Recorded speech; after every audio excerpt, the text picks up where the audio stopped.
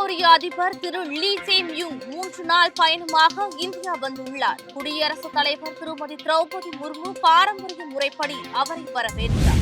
2 நாள் பயணமாக இலங்கைக்கு சென்றுள்ள குடியரசு துணைத் தலைவர் திரு சி.பி. ராதாகிருஷ்ணன் இந்திய வம்சாவளி தமிழ் சமூகத்தினருக்காக மேற்கொள்ளப்படும் பணிகளை பார்வையிடுகிறார். பசவ ஜெயந்தியை முன்னிட்டு ஜகத்குரு பசவேஸ்வரருக்கும் அவரது போதனைகளுக்கும் அஞ்சலி செலுத்துவதாக பிரதமர் திரு நரேந்திர மோடி சமூக வலைதளத்தில் பதிவிட்டுள்ளார். ஆந்திர பிரதேச முதலமைச்சர் திரு சந்திரபாபு நாயுடு பிறந்த தினத்தை ஒட்டி பிரதமர் பாதுகாப்புத்துறை அமைச்சர் வாழ்த்து. ஜம்மு காஷ்மீர் மலைப்பாதையில் பேருந்து கவிழ்ந்து விபத்து, பிரதமர் நிவாரண நிதி அறிவிப்பு. விரிவான செய்திகள். தென்கொரிய அதிபர் திரு லீ ஜே-மியூங் 3 நாள் பயணமாக இந்தியா வந்துள்ளார். கடந்த 8 ஆண்டுகளில் தென்கொரிய அதிபர் இந்தியாவுக்கு வருவது இதுவே முதல் முறை என்பதால் அவரது வருகை முக்கியத்துவம் வாய்ந்ததாக கருதப்படுகிறது. இந்தியாவுக்கு 3 நாள் பயணம் மேற்கொண்டுள்ள தென்கொரிய அதிபர் திரு லீ ஜே-மியூங் குடியரசுத் தலைவர் திருமதி திரௌபதி முர்முவை சந்தித்து பேசினார். குடியரசுத் தலைவர் மாளிகையில் பாரம்பரிய முறைப்படி அவரை குடியரசுத் தலைவர் திருமதி திரௌபதி முர்மு வரவேற்றார்.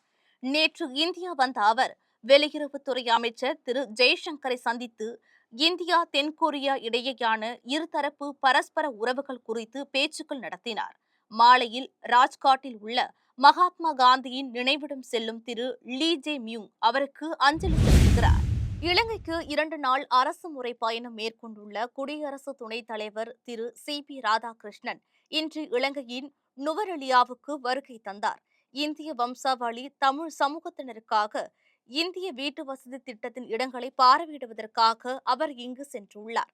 முன்னதாக புதிய கதிர்சேனன் கோவிலுக்கு சென்று வழிபட்ட அவருக்கு பாரம்பரிய தமிழ் இசை மற்றும் நடனத்துடன் உற்சாகமான வரவேற்பு அளிக்கப்பட்டது. பின்னர் கொழும்புவில் உள்ள கங்காராமையா கோவிலுக்கு சென்று வழிபட்டார். பசவ ஜெயந்தியை முன்னிட்டு ஜகத்குரு பசவேஸ்வரருக்கும் அவரது போதனைகளுக்கும் அஞ்சலி செலுத்துவதாக பிரதமர் திரு நரேந்திர மோடி சமூக வலைதளத்தில் பதிவிட்டுள்ளார்.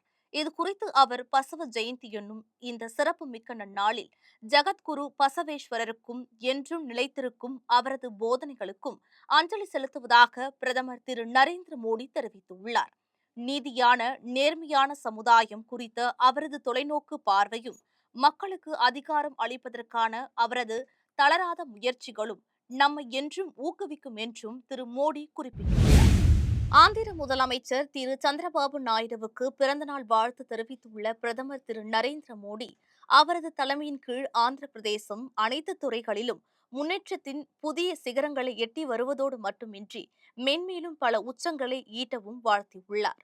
மக்கள் சேவையில் அவர் நீண்ட மற்றும் ஆரோக்கியமான வாழ்க்கை பெறட்டும் எனவும் வாழ்த்தியுள்ளார்.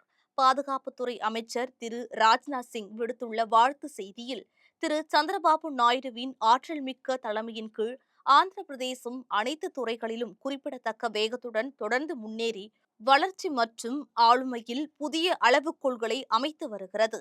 மக்களின் நலனுக்கான அவரது அசைக்க முடியாத அர்ப்பணிப்பு உண்மையிலேயே பாராட்டத்தக்கது.